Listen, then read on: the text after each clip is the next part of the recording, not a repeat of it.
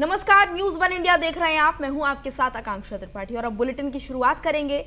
मुख्यमंत्री पुष्कर सिंह धामी ने गुरुवार को चंपावत उपचुनाव के लिए बिगुल बजा दिया है। सीएम धामी ने बनबसा से टनकपुर तक रोड शो किया। रोड शो के बाद वह टनकपुर के गांधी मैदान में पहुंचे, जहां उन्होंने सभा को संबोधित किया। इस दौरान सीएम धामी ने कहा कि प्रदेश की देवतुल्य जनता ने 47 सीटें जिताकर इतिहास बनाने का काम किया है। चुनाव से पहले मुझे पूरा विश्वास था कि प्रदेश में हमारी सरकार फिर आएगी। मैं प्रधानमंत्री मोदी जी और राष्ट्रीय नेतृत्व का आभारी हूं कि उन्होंने मुझे फिर एक बार आप लोगों की सेवा करने का मौका दिया। चुनाव परिणाम आने के बाद मेरी पार्टी के कई सम्मानित विधायकों ने मुझे उनकी सीट से लड़ने का न्योता दिया, लेकिन मेरे शुरू से ही चंपावत सीट से लड़ने का मन था।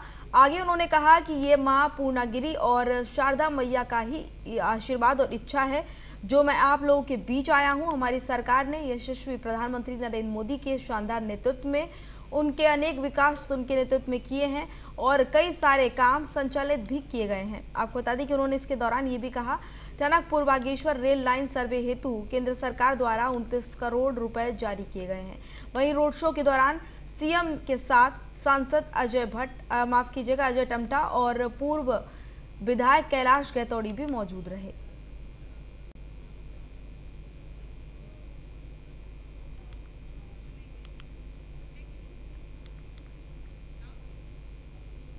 सीएम पुष्कर सिंह धामी का आज का कार्यक्रम आपको बता देते हैं। सुबह 9 बजे से शासकीय कार्य सीएम पुष्कर सिंह धामी करेंगे।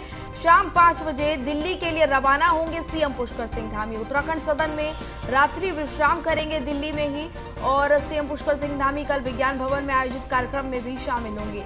तो ये सीएम पुष्कर सिंह धामी का पूरा कार्यक्रम जो आपको हम बता रहे हैं। शाम 5 बजे दिल्ली के लिए रवाना होंगे और फिर वहां उत्तराखंड सदन में रात्रि विश्राम करेंगे धामी सीएम। और इसके अलावा ये पूरा कार्यक्रम आपको बता रहे हैं। सुबह 9 बजे से शासकीय कार्य करेंगे सीएम पुष्कर सिंह धामी। शाम 5 बजे दिल्ली के लिए रवाना हो जाएंगे। ये जानकारी मिल रही है। उत्तराखंड सदन में रात्रि विश्राम का उनका कार्यक्रम है, वहीं पर रात्रि विश्राम करेंगे। और इसके अलावा कल का भी कार्यक्रम आपको बता देते हैं कि कल विज्ञान भवन में आयोजित कार्यक्रम में सीएम हिस्सा लेंगे। और विशेष संवाददाता सुदीप जैन हमारे साथ जुड़ गए हैं। सुदीप का रुख करेंगे। सुदीप, सीएम धामी का ये कार्यक्रम, आज सीएम धामी दिल्ली के लिए रवाना हो जाएंगे, क्या कुछ खास दिल्ली में? की जो जानकारी है, मुख्यमंत्री शाम 5 बजे दिल्ली के लिए रवाना होंगे। दिल्ली में कुछ पार्टी संगठन के लोगों से मुलाकात है और इसके अलावा कल एक महत्वपूर्ण बैठक भारत सरकार में है जिसमें प्रधानमंत्री भी शामिल होंगे, ऐसी जानकारी है जी। और कल वाली बैठक सुबह 11 बजे से शुरू हो सकती है, ऐसी जानकारी है। पहले मुख्यमंत्री का ये दौरा कैंसिल हो रहा था, लेकिन कल उनका दौरा अंत में फाइनल हुआ है। तो मुख्यमंत्री दिल्ली में जो उत्तराखंड स्थानीय आयुक्त है और उत्तराखंड के रहने वाले लोगों का एक संगठन है, उनके प्रतिनिधि मंडल से भी मुख्यमंत्री मुलाकात करेंगे, ऐसी जानकारी है। और मुख्यमंत्री कल दोपहर के बाद ही वापस उत्तराखंड आ रहे हैं, देहरादून आ रहे हैं, ये जानकारी जी। कितने दिनों का ये दौरा है दिल्ली का सीएम धामी का? जी, अभी तक की जानकारी के मुताबिक एक ही दिन का दौरा है। मुख्यमंत्री आज शाम को जाएंगे और कल दोपहर बाद कल शाम तक इनकी वापसी होगी, जो अभी तक की जानकारी है। और इसके अंदर कई भारतीय जनता पार्टी के नेताओं से भी उनकी मुलाकात है और कुछ स्थानीय जो संगठन है उनसे भी उनकी मुलाकात प्रस्तावित है। जी, चलिए सुदीप, तमाम जानकारी के लिए बहुत बहुत धन्यवाद आपका। उत्तराखंड बीजेपी के प्रदेश अध्यक्ष मदन कौशिक ने देहरादून में प्रेस कॉन्फ्रेंस का आयोजन किया और इस दौरान मदन कौशिक ने कहा कि राज्य और केंद्र की योजनाएं उत्तराखंड में संचालित हो रही हैं। भारत सरकार के पैमाने पर 2 जिले पिछड़े चिन्हित किए गए हैं, जिनमें पहला हरिद्वार और दूसरा उधम सिंह नगर है। ये दोनों जिले भारत सरकार के पैरामीटर पर योजनाओं के लाभ के मामले में पिछड़े चिन्हित किए गए हैं। भारत सरकार की योजनाओं का लाभ सभी को मिले और ये जिला भी पूरा लाभ प्राप्त करे। इसी क्रम में भारत सरकार के मंत्री उत्तराखंड के दौरे पर आ रहे हैं। मदन कौशिक ने कहा कि राज्यसभा चुनाव के लिए बीजेपी तैयारी कर रही है। केंद्रीय नेतृत्व ने नामों का पैनल मांगा है। 6 नामों का पैनल प्रदेश बीजेपी को भेजा जाएगा, जिसके बाद केंद्रीय पार्लियामेंट्री बोर्ड प्रत्याशी का चयन करा जाएगा।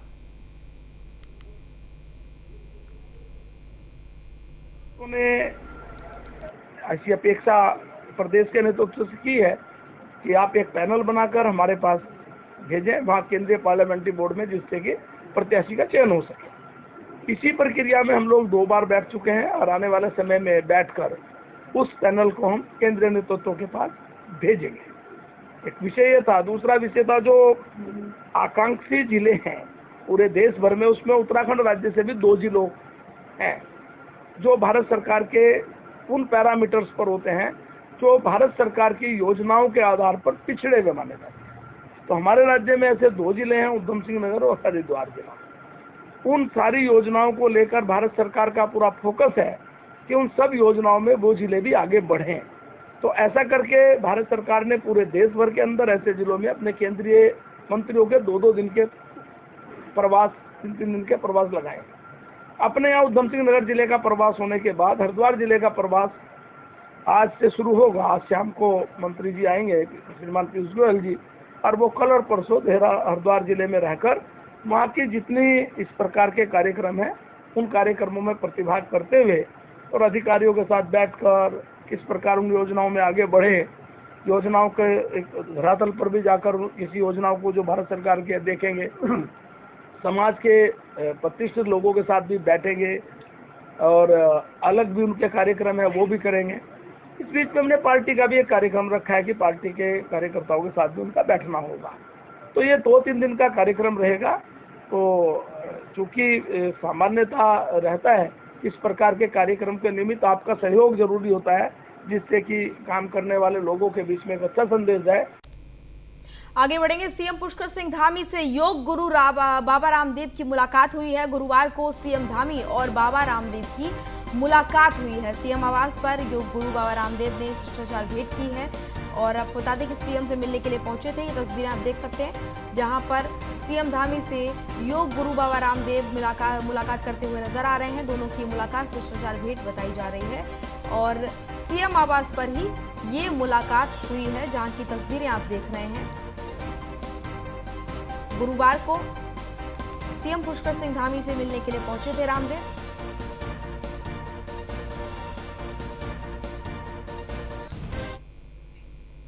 उत्तराखंड कांग्रेस के प्रदेश अध्यक्ष करण महारा ने अपने 12 दिवसीय गढ़वाल दौरे की शुरुआत मसूरी से की है। करण महारा कांग्रेस के कई वरिष्ठ कार्यकर्ताओं के साथ मसूरी के शहीद स्थल पर पहुंचे और शहीदों को श्रद्धांजलि उन्होंने अर्पित की और उनको याद किया। इसके बाद कांग्रेस भवन में आयोजित कार्यक्रम में करण महारा ने सभी कार्यकर्ताओं से पार्टी को जमीनी स्तर पर मजबूत करने का आह्वान किया। वहीं पत्रकारों से बातचीत करते हुए करण महारा ने कहा कि उत्तराखंड में कांग्रेस को मजबूत करने को लेकर पार्टी हाईकमान ने उनको जिम्मेदारी दी है और जल्द कांग्रेस में बहुत बड़ा परिवर्तन देखने को मिलेगा। कांग्रेस को मजबूत करने की जिम्मेदारी मुझे सौंपी गई है और मैं चाहता हूँ एक बड़ा परिवर्तन हो पार्टी के अंदर, और परिवर्तन होना है कि लीडर बेस्ड पार्टी से हम इसको कैडर बेस्ड पार्टी की ओर को ले जाना चाहते हैं। और शुरुआत में आज शहीद स्थल से मसूरी से कर रहा हूँ। जिन लोगों की शहादत पर 42 लोगों ने उस दिन अपनी जान दी थी और उनके जो आशीर्वाद है उसको लेकर मैं यहाँ से जा रहा हूँ और कोशिश करूंगा कि आम कार्यकर्ता को जो परेशानी आज तक रही है उनसे समझना चाहता हूं कि उनको दिक्कतें क्या रही हैं, कि वो पार्टी मजबूत क्यों नहीं हो पा रही, वो क्या चाहते हैं और हम क्या नहीं कर। उत्तराखंड के राज्यपाल गुरमीत सिंह ने चारधाम यात्रा की तैयारियों को लेकर उच्च स्तरीय बैठक की। इस बैठक में शासन के उच्च अधिकारी, डीजीपी और संबंधित विभागों के विभागाध्यक्ष भी मौजूद रहे। गवर्नर ने कहा कि सभी विभागों को अपने प्रयासों को इंटीग्रेट करने का काम करना होगा और इसके अलावा उन्होंने कहा कि श्रद्धालुओं की सुविधा और सुरक्षा का खास ध्यान रखा जाए। राज्यपाल ने कहा कि स्थानीय लोग चारधाम यात्रा का अभिन्न अंग हैं। उनकी भागीदारी के बिना ये यात्रा जो है वो अच्छी तरीके से संभव नहीं हो पाएगी। होटल वाले, गाड़ी वाले, दुकान वाले सभी इस यात्रा के महत्वपूर्ण भागीदारी हैं। सबकी सुविधाओं का ध्यान रखें ये लोग। और इसके अलावा राज्यपाल ने कहा कि अधिकारी आपदाओं को रोकने के लिए एकदम तैयार रहें।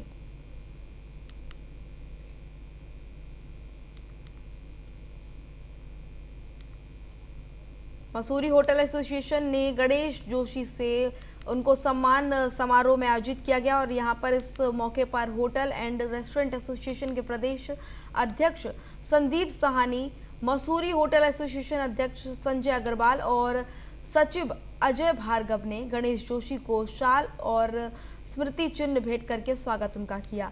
इस मौके पर कैबिनेट मंत्री गणेश जोशी ने कहा कि चारधाम यात्रा को लेकर सरकार पूरी तरह से तैयार है।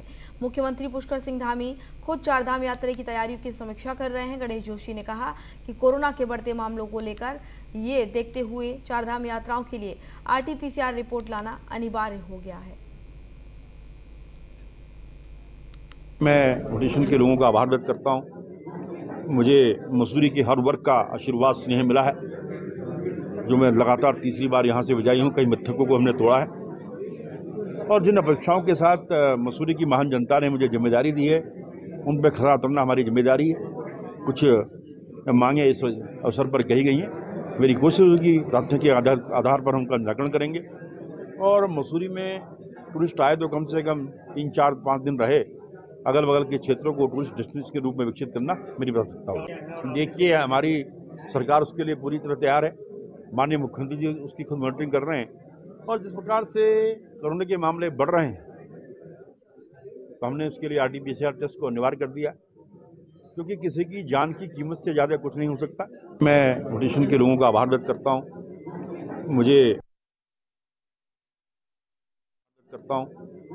मुझे मसूरी के हर वर्ग का आशीर्वाद स्नेह मिला है, जो मैं लगातार तीसरी बार यहां से विजयी हूं। कई मिथकों को हमने तोड़ा है और जिन अपेक्षाओं के साथ मसूरी की महान जनता ने मुझे जिम्मेदारी दी है, उन पर खरा उतरना हमारी जिम्मेदारी है। कुछ मांगे इस अवसर पर कही गई हैं। मेरी कोशिश होगी प्रार्थना के आधार पर हम उनका निराकरण करेंगे और मसूरी में टूरिस्ट आए तो कम से कम 3, 4, 5 दिन रहे। अगल बगल के क्षेत्रों को टूरिस्ट डेस्टिनेशन के रूप में विकसित करना मेरी प्राथमिकता होगी। देखिए, हमारी सरकार उसके लिए पूरी तरह तैयार है। माननीय मुख्यमंत्री जी उसकी खुद मॉनिटरिंग कर रहे हैं और जिस प्रकार से कोरोना के मामले बढ़ रहे हैं तो हमने उसके लिए RT-PCR टेस्ट को अनिवार्य कर दिया, क्योंकि किसी की जान की कीमत से ज़्यादा कुछ नहीं हो। टिहरी विधायक किशोर उपाध्याय ने नई टिहरी में जल संस्थान और जल निगम के अधिकारियों की बैठक ली। नई टिहरी चंबा शहर में पेयजल किल्लत को दूर करने के निर्देश इस दौरान दिए गए। बैठक में मौजूद जनप्रतिनिधियों ने कहा, ग्रामीण क्षेत्रों में विभाग द्वारा पेयजल लाइनें तो बिछा दी गई हैं, लेकिन उनमें पानी ही नहीं आ रहा है और कई क्षेत्र तो ऐसे हैं जहां ग्रामीण बूंद बूंद पानी के लिए प्रकृति के स्रोतों पर निर्भर है। गर्मी शुरू होते ही पेयजल किल्लत के चलते ग्रामीणों का पूरा समय पानी ढोने के लिए ही बीत जाता है। टिहरी विधायक ने कहा कि अधिकारी ग्रामीण क्षेत्रों में जाकर ग्रामीणों की समस्याओं को खुद देखें और उनके समाधान के लिए प्रयास करें।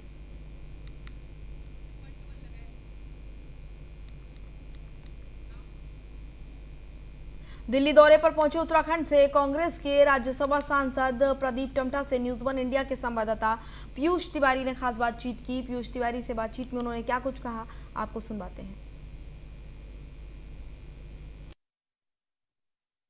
उत्तराखंड में समान नागरिक संहिता कानून को लाने की जो प्रक्रिया है वो तेज हो चुकी है। ऐसे में बातचीत करने के लिए प्रदीप टमटा जी हमारे साथ हैं, राज्यसभा सांसद हैं।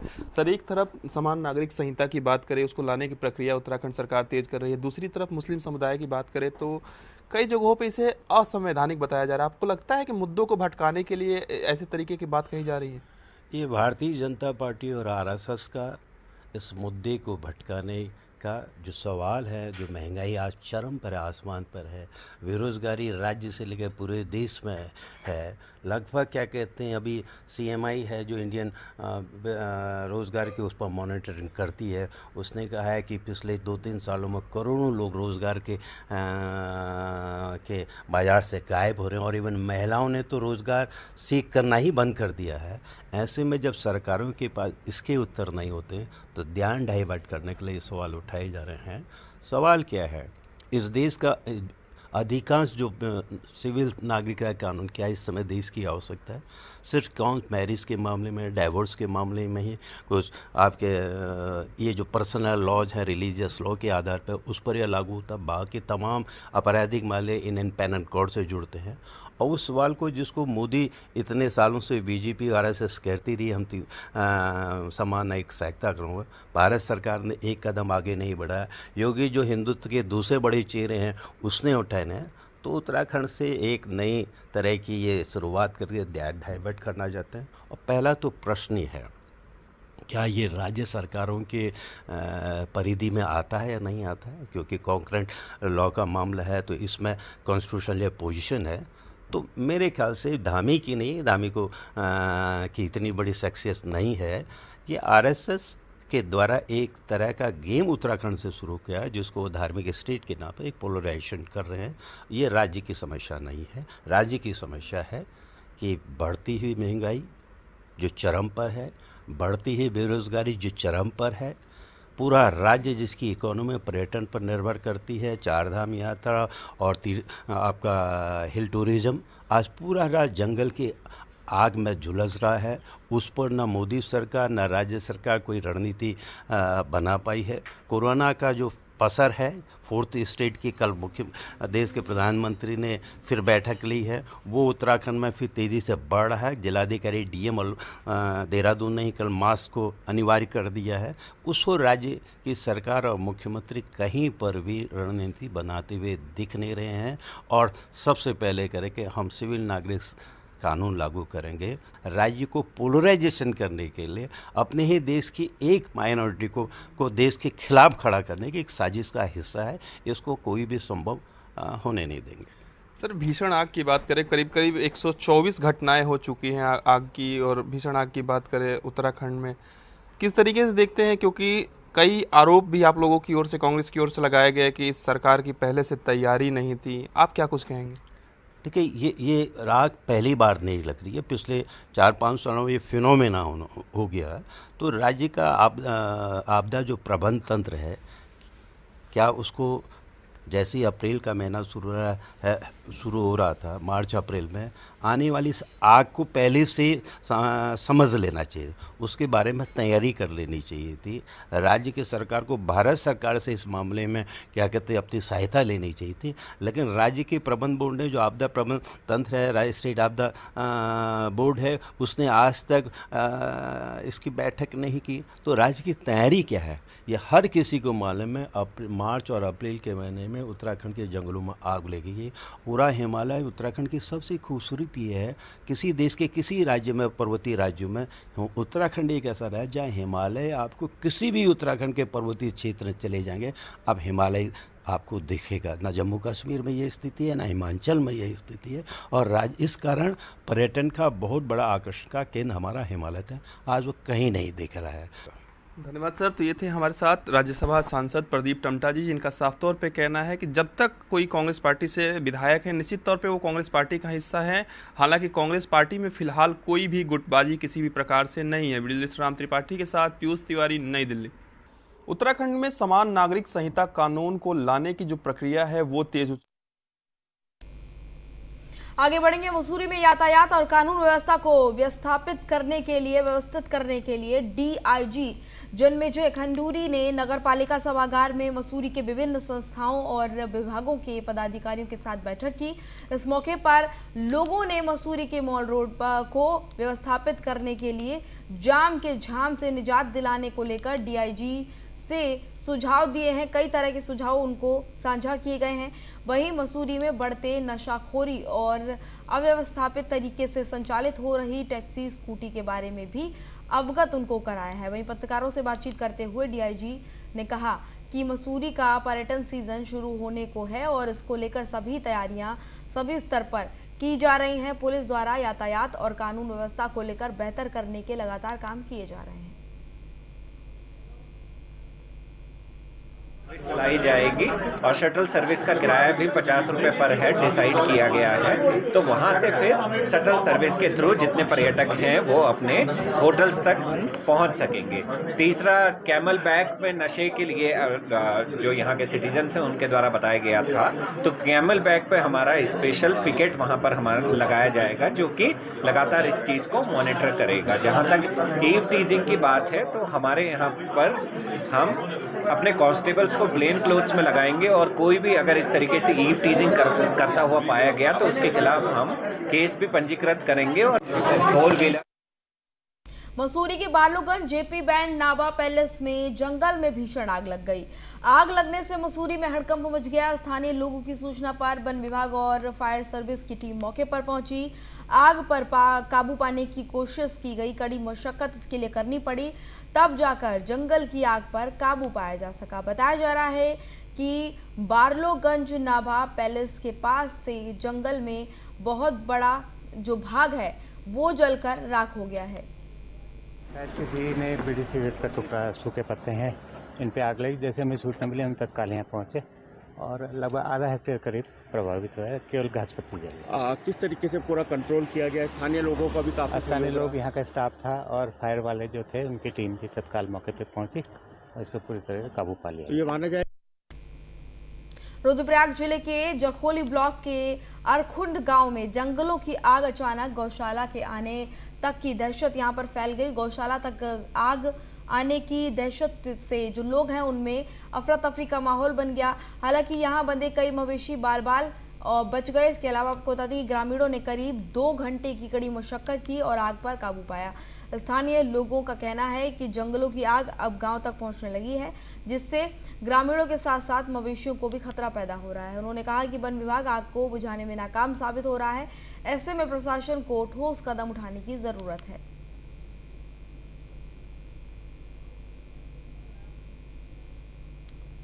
और पूरा विश्व कार्बन को कम करने की बात कर रहा है और क्लाइमेट चेंज से एकजुट होकर इससे लड़ने की बात कर रहा है।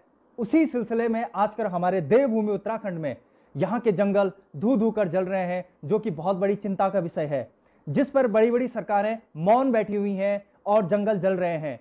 जंगलों की आग ने हमारे उत्तराखंड की हवा को 50% ब्लैक कार्बन से दूषित कर दिया है, जिसका प्रभाव हमारे यहाँ के बच्चों और बुजुर्गों पे पड़ रहा है।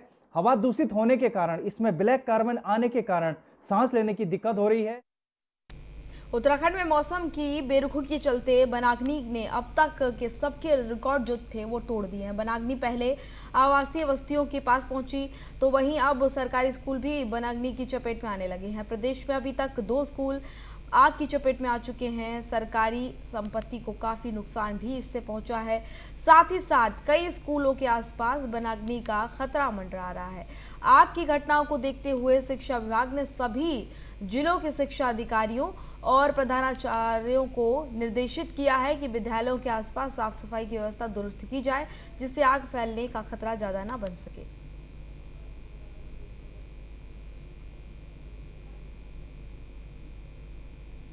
में इस तरह की घटना प्रकाश में आई है, जिसमें हमारा पौड़ी का जो कोटद्वार क्षेत्र में विद्यालय था वो दिक्कत था, और जो चमोली है वो छात्र वहां से जा चुके थे। शाम के समय की घटना है, और जो चीड़ की पत्तियां जो उसके आसपास फैली रहती हैं उससे ये फैली है।